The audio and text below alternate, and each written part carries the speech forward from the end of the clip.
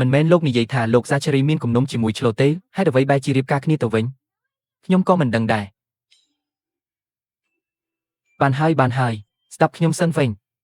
ចាប់ពីថ្ងៃនេះទៅមុខជំនួញរបស់ត្រកូល Miller ទាំងអស់ប្រគល់ឲ្យប្អូនហើយប្អូនជាអ្នកកាន់កាប់ហឹបប្រាក់របស់គ្រួសារត្រូវមើលថែអ្នករាល់គ្នាឲ្យបានល្អ Reverend Cole Alden វណ្ណៈទាំង4ត្រូវបានបែងចែកយ៉ាងតឹងរ៉ឹងខែក្រោយគឺការប្រឡងធំបើប្អូនប្រឡងជាប់ហើយមានឈ្មោះក្នុងបញ្ជីជ័យលាភីត្រកូល Miller នឹងលែងជាវណ្ណៈពាណិជ្ជករដែលទាបបំផុតទៀតហើយវាទូប្អូនមិនធ្លាប់និយាយពីអតីតកាលរបស់ខ្លួនក៏ដោយតែដរាបណាប្អូនមាននាមត្រកូល Miller ប្អូនគឺជាសមាជិកគ្រួសារយើងចាប់ពីថ្ងៃនេះទៅចូលផ្ដោតលើការព្យាបាលជំងឺឲ្យបានល្អបងប្រុសទាំងពីរនិងបងនឹងនៅពីក្រោយប្អូនជានិច្ចការមានអ្នកទាំងអស់គ្នាគឺជាសុភមង្គលដ៏ធំបំផុតរបស់បង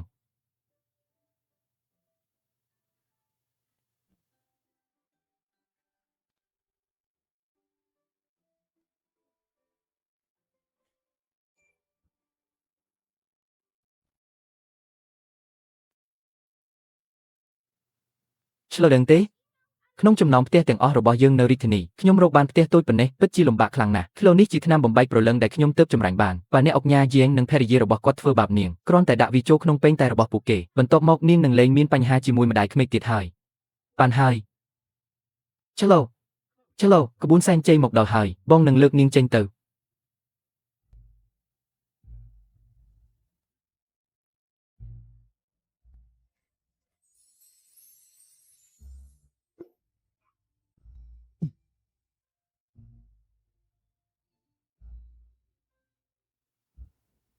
កូនក្រមុំចេញដំណើរហើយ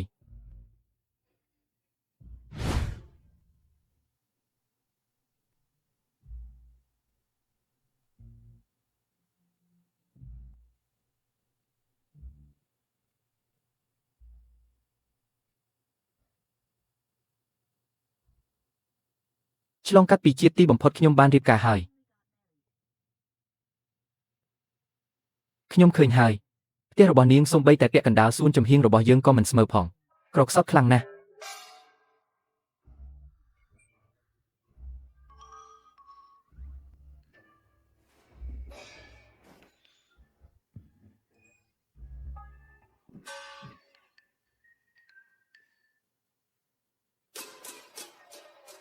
ូនប្រុសសូមនាំភរិយាថ្មីមកថ្វាយតែជូនលោកឪពុកនិងអ្នកម្ដាយសូមលោកឪពុកនិងអ្នកម្ដាយទទួលតែពីកូនប្រសាស្រីផង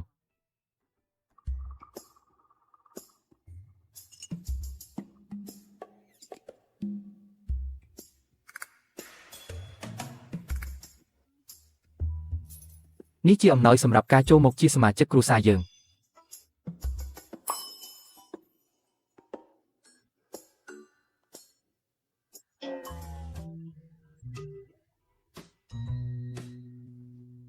ជីឌីអនឥឡូវបានរៀបការហើយបើនៅរស់ក្នុងចំណោទទៀតក៏មិនសមរម្យដែរនេះជាកូនសោកផ្ទះថ្មីរបស់កូននាំភរិយាទៅមើលផ្ទះថ្មីចុះ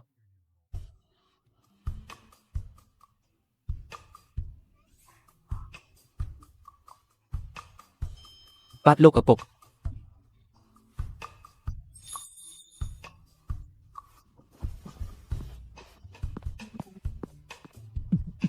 លោកម្ចាស់គាត់ទៅរកបានប្រពន្ធបែបនេះមកពីណាសូម្បីកូនស្រីអនុភរិយារបស់មន្ត្រីថ្នាក់ទី9ដែលអ្នកស្រីណែនាំឲ្យក៏នៅល្អជាងនាងដែរអ្នកស្រីកុំបារម្ភអីឥឡូវគាត់ចេញទៅហើយកាន់តែល្អ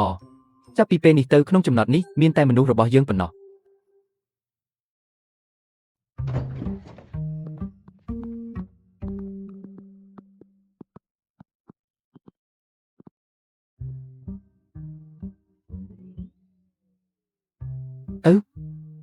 មើលពីខាងក្រៅធំណាស់តែខាងក្នុងស្ទើរតែគ្មានអ្វីសោះឥឡូវនាងបានឃើញល្បិចរបស់ចំណោទអ្នកអុកញ៉ា Valor ហើយមែនទេកន្លែងបែបនេះអាចរស់នៅបានដែរឬខ្ញុំនឹងសម្អាតវាឲ្យ Gideon មិនបាច់ទេខ្ញុំនឹងទិញផ្ទះក្បែរនេះហើយវាភ្ជាប់ជាមួយគ្នាចាប់ពីពេលនេះទៅនាងអាចចេញចូលតាមទ្វារនេះហើយរស់នៅផ្ទះក្បែរបានចិត្តល្អពេកហើយឥឡូវយើងជាគ្រួសារតែមួយមិនបាច់គួរសមទេថ្ងៃក្រោយអាជីវកម្មយើងនៅតែត្រូវការជំនួយពីលោកផ្ទះថ្មីមិនទាន់រៀបចំរួចទេតែខ្ញុំបានរៀបចំបន្ទប់ថ្មីឲ្យអ្នកទាំងពីរហើយទុកឲ្យអ្នកទាំងពីរសម្រាប់ចុះ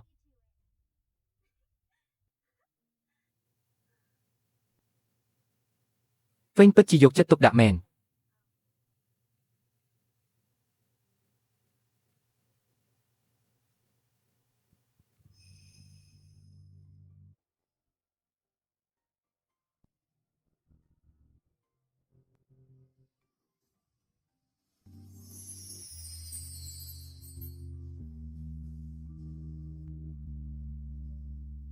យើងមិនគួរឲ្យទឹកចិត្តរបស់បងប្រុសខ្ជះខ្ជាយទេ